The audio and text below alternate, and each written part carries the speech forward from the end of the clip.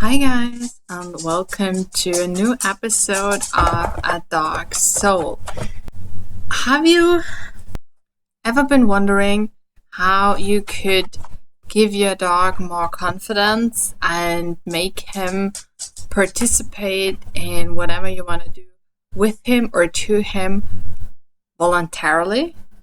Today we're going to talk about what giving your dog choices can do for your relationship with your dog and how you can implement it very, very easily into your day-to-day routine with your dog. I'm Anita. I'm a professional dog trainer. I show you how to build a trusting relationship with your dog to overcome fear and reactivity and teach him life skills to enjoy your time together. And now stay tuned and have fun.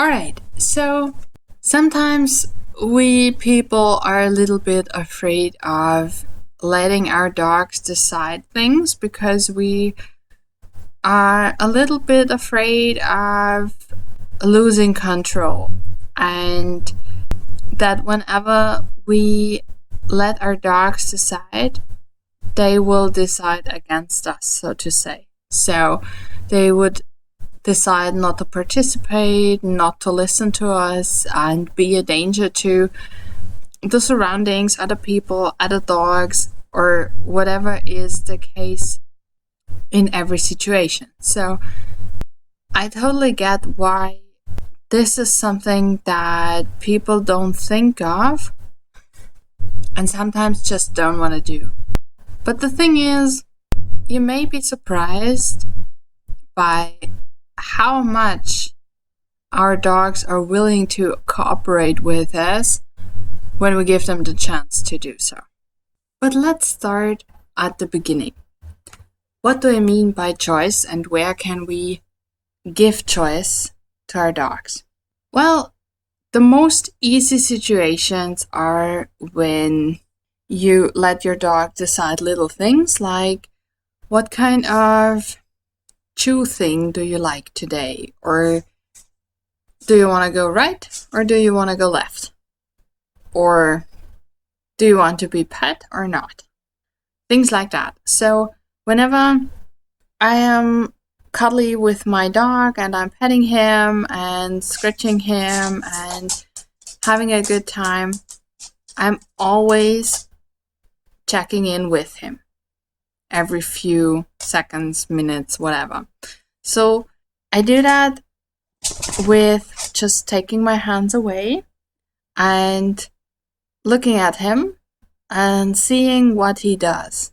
Is he asking me to continue with looking at me, or just touching his nose to my hand or licking my hand or something like that? Or is he not doing any of that and maybe even looking a little uncomfortable or walking away or stuff like that? And I do that even though my dogs have learned that whenever they don't like what I do, they can leave at any moment. So the only exception to that is when I have to fixate them at the vet, for example, and we do that with a cue, so they know they are being fixated. But if everything is really too much, then they can still stop the procedure. But this is very rare. So at home, they always know that they can walk away. And sometimes they do that, sometimes they don't do that, depending on what they like at the moment or not, or what their mood is and stuff like that. So this is something very easy. And the same thing goes for choice in which direction they want to walk, for example. But some dogs really need to learn that they can decide that, because until now they have learned that the human makes all the decisions and they have to just follow them, no matter what they feel about it. And letting them lead in whatever sense takes a little getting used to.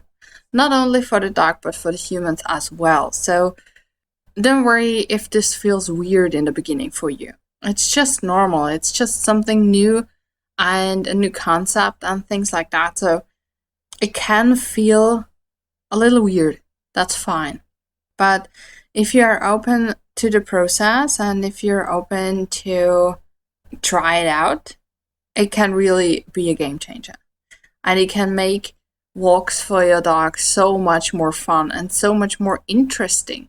Because for whatever reason a dog might choose one path over another, we cannot know that because stakes are very high that the dog will choose the direction of interesting smells. And of course, we don't get that because we cannot smell that well. But for the dogs, it's a completely new sense of freedom. Kind of, in a way, a long line gives them. Because when we use long lines, of course, only with harnesses, our dogs have a little more freedom as well. So this is kind of similar. And the more difficult things to do that also have more impact, though, are husbandry things like brushing your dog's teeth, looking in your dog's ears or his mouth, or checking his paws, shearing your dog if that's something you do, towel drying after a rainy walk or just some kind of wetness outside, putting a harness on. So everything we do to the dog, we can ask for consent and we can have the dog participate in that voluntarily. Because it's, I would say, almost every dog I meet is uncomfortable when he gets his harness put on, or a jacket, or whatever he needs to go outside. Almost every dog I see as a client or just when I am at people's homes, doesn't matter. It's something we just do, and whenever the dog isn't showing any signs of aggression, we keep just doing it and we don't really mind the dog while doing it. And the dogs really show very clear signs of not liking this procedure, like getting very stiff, pulling the ears back so the forehead is very smooth, blinking a lot, making bedroom eyes, licking the lips, pulling the head away, trying to walk away, all those things, or lifting a paw up. These are very clear signs of the dog not being comfortable in the situation, and we can make it a lot more easy or a lot more comfortable for the dog if we give him choice in the situation and reward him for participating. Because why should the dog participate if there's nothing in it for him? You know? And that's where the fear of our dogs kind of leaving us out in the rain is becoming reality. But this is nothing we have to be scared of, because we can just offer our dogs rewards and reinforcers so they are happy to participate because they're having something that they get out of it, you know? And this doesn't always have to be food. And yes, training those things with food is a lot more easy because it's just something we are very quick to learn, and it's something a lot of dogs like. But a reward can also be something like walking away from stuff. For example, if we are at the vet's office and our dog is being fixated by us and the vet is giving the dog a shot, and after that, the dog is allowed off the table and bringing distance between him and the vet, right?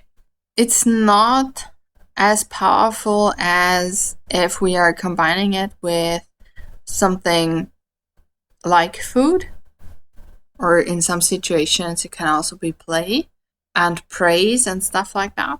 But it's an option. So keep that in mind, especially when you have a dog that's too stressed out to eat, but you have to do stuff. And this is not something that should be normal. So yes, there are situations where you need to do something to your dog. You haven't trained before because you didn't think of it, and therefore your dog doesn't know how to participate voluntarily, and you just kind of have to manage it. But it's not that often.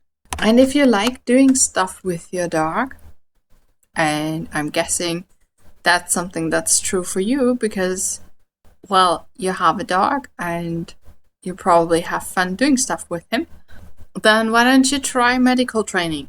So you teach your dog all those great things he needs to know to participate voluntarily with any kind of handling. And it doesn't matter if you don't need it right away or ever, because it's just a fun game until you really need it. So there's nothing wrong with training for eventualities you never need, right? For example, I have recently played a game with Sammy where he walks on a towel and then he can search treats under the towel. And the reason for that was because I wanted to see if he would wipe off his paws while doing it. And I actually don't really give a crap about his paws being dirty or something like that. I just wanted to see if it would work, and it did.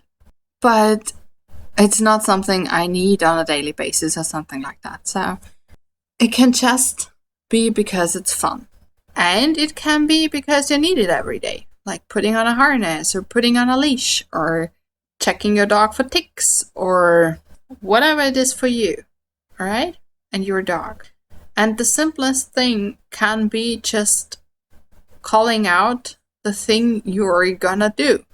And yes, our dogs do understand that after a few repetitions. So if I say, for example, leash, before I put the leash on or off, meaning my hand is grabbing towards the leash or towards the dog's back, then my dog knows, oh, that's what she's going to do. No worries. Nothing will happen to me. And of course, in the beginning, I can also combine that with treats and stuff like that. That's fine. And the more comfortable my dog gets, the more I can just leave the treats, or I can continue with the treats. It doesn't matter. For some things, if we or the dog is more comfortable when treats are included, then that's fine too. Then we just stick with the treats. No harm done. Yes, there is a danger of obese dogs and overfeeding your dog, but just deduct it from the normal food your dog gets. To just take the calories you use for treats away from the usual meals, and your dog will be fine. All right?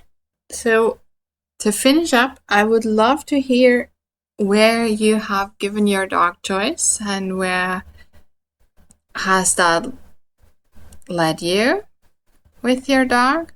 And if you experienced any kind of problems with that, I would love to read those. Just write me in the comments or send me an email.